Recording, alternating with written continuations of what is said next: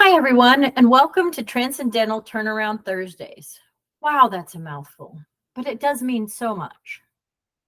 Today, we're going to talk about effective communication techniques for building strong relationships. It's so important. It's important in every part of our lives.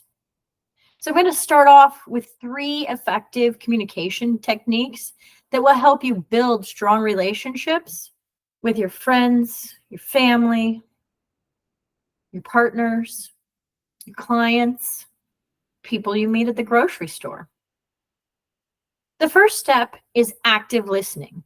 Active listening is a fundamental communication skill that involves fully concentrating on what the other person is saying, understanding their message, and then responding to them thoughtfully. So, what this means is that if you practice active listening, you'll actually automatically establish trust from other people, because you're showing empathy and you're creating a safe space for them to express themselves to you. Techniques that you can use to help you with active listening include paraphrasing what they're saying, summarizing what they're saying, and asking clarifying questions.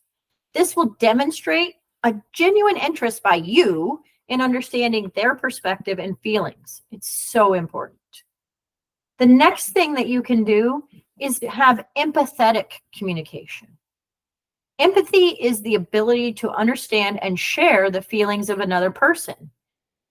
By practicing empathetic communication, what you'll do is you'll connect on a deeper level. You'll be validating the other person's emotions, and you'll demonstrate your genuine care and support of them. So you can use, but be careful with, techniques like mirroring and matching body language, mirroring tone of voice, and using language patterns similar to theirs so that you establish rapport and build a strong emotional connection with them.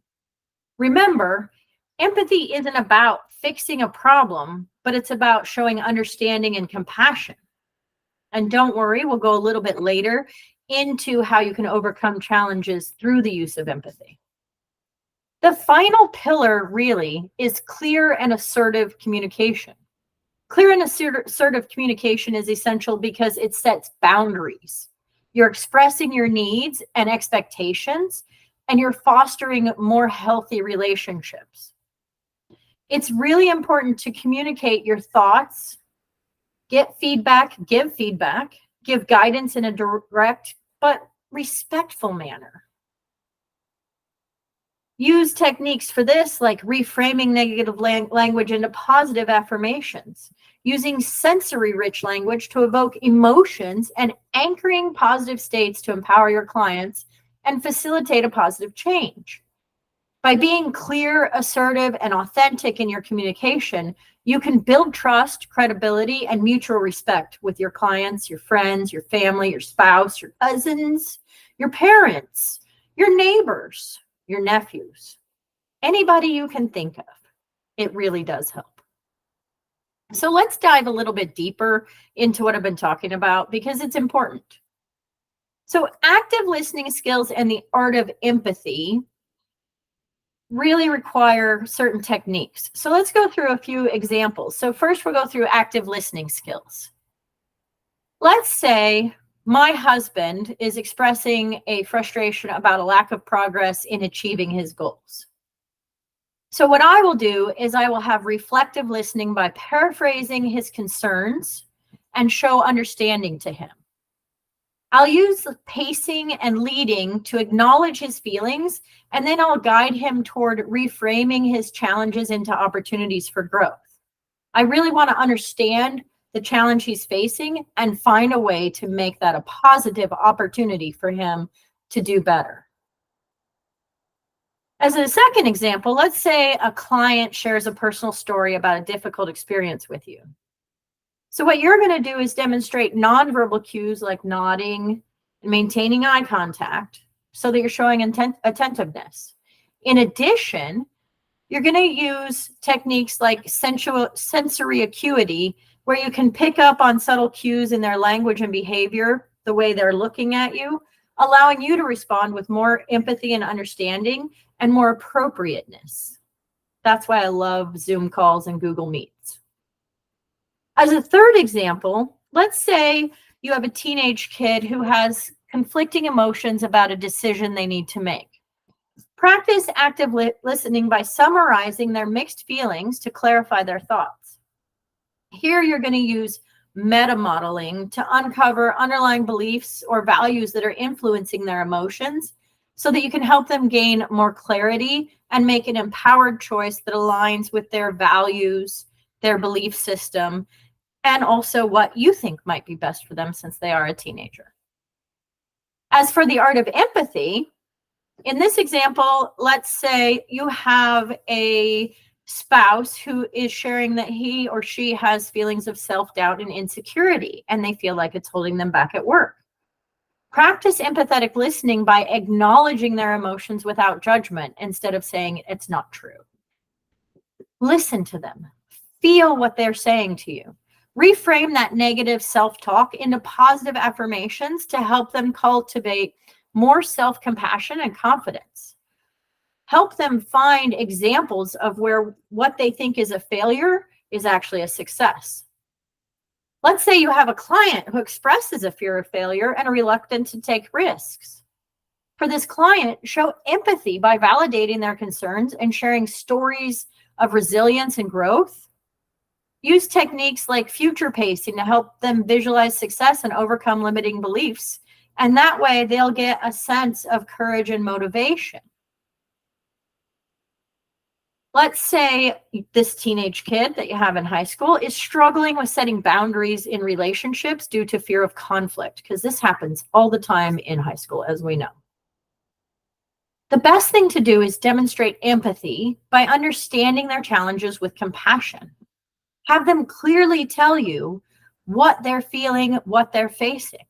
Use techniques like anchoring positive states to help them build self-esteem and assertiveness. Ask them a time when they felt confident and assertive and have them anchor that feeling back in. Empower them to communicate their needs in that feeling. Ask them to be clear and effective, and then they will be able to establish healthy boundaries. Practice it with them. So when we're overcoming communication barriers and resolving conflicts, there's a lot to put together. First of all, we're going to feel emotional. I don't know about you, but sometimes I feel like I'm right and nobody's listening. This may be a big problem that I have. So what I want to do is I want to be able to reframe my perspective and start to understand what the communication barriers are. So number one, I have to look at what is the conflict started by. Is it a misunderstanding? Is it a wrong assumption on my part or on their part? Are there emotional triggers? Usually.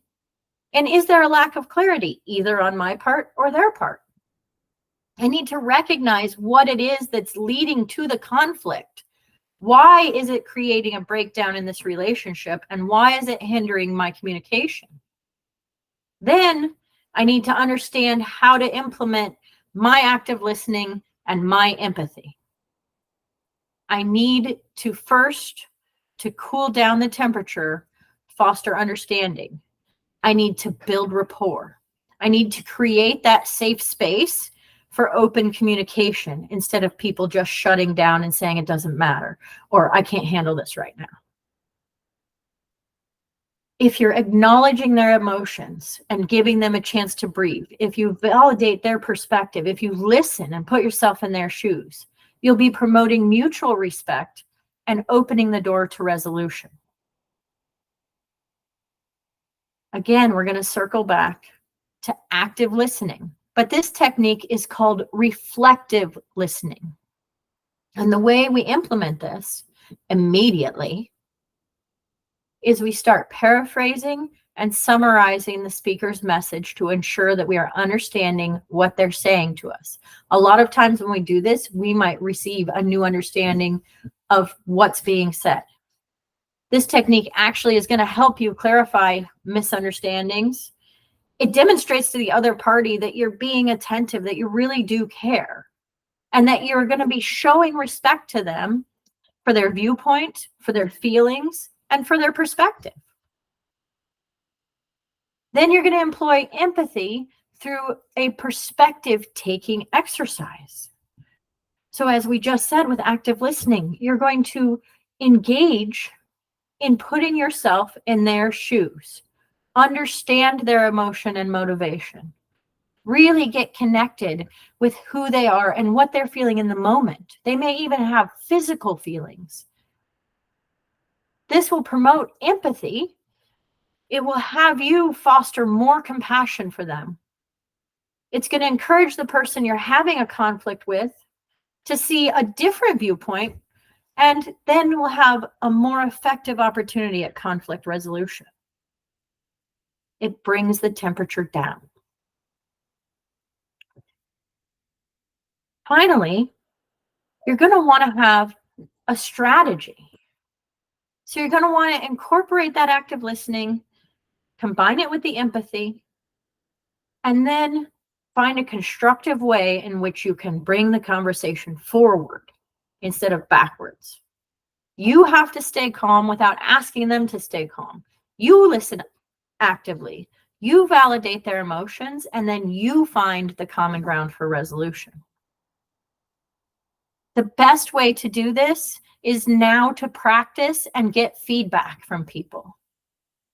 Try with your friends, having a real life scenario, role play a conflict situation, and engage in reflective journaling. Have your friends reflect on your communication skills, highlight areas where you might improve, and reinforce what you did well. Do the same thing for them. And finally, I really encourage you to continue to learn and really look at how you can grow in becoming a more effective communicator. The first step, of course, is that if you follow this outline and implement the suggested techniques, you're going to develop a strong communication base. You're going to be able to learn how to cultivate empathy and effectively navigate all of these conflicts that may be in your life. So if you practice this consistently, and if you seek feedback about how you're doing, then you can reflect on your experiences by journaling and enhance your ability to overcome challenges that are brought on by miscommunication.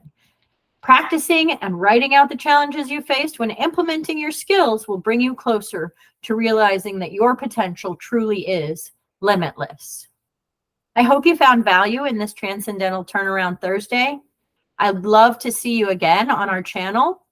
Please like, subscribe, share with your friends for sure, and join us on www.limitedtolimitless.com, and where you can subscribe and join in our private communities for more and more communication tips and growth tips with like-minded individuals like me.